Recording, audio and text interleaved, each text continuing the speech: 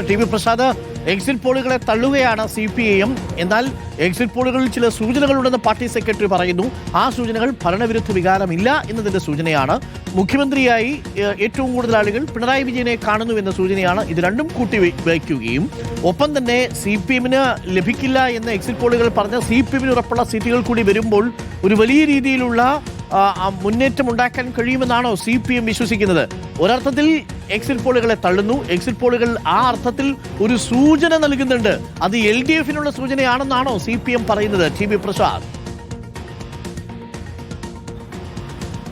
അതുതന്നെയാണ് അരുൺ. നമുക്കറിയാവുന്നതുപോലെ നിലവിൽ പുറത്തു വന്ന എക്സിറ്റ് പോളുകളെല്ലാം അത് UDF-ന് ഭരണം പ്രവചിക്കുന്നതാണ്. പക്ഷേ LDF അതിൻ്റെ മറ്റൊരു തരത്തിലാണ് അതിനെ കൈകാര്യം ചെയ്യുന്നത്. അതായത് എക്സിറ്റ് പോളുകളെ തള്ളുന്നതോടൊപ്പം ഭരണവിരുദ്ധ വികാരമില്ല. അതായത് UDF-ന് ഒരു മികച്ച ഭൂരിപക്ഷം എന്ന നിലയിൽ കാര്യമായ പ്രവചനങ്ങൾ ഒരു എക്സിറ്റ് പോളിലും ഉണ്ടായില്ല എന്നുള്ളത് തന്നെയാണ്.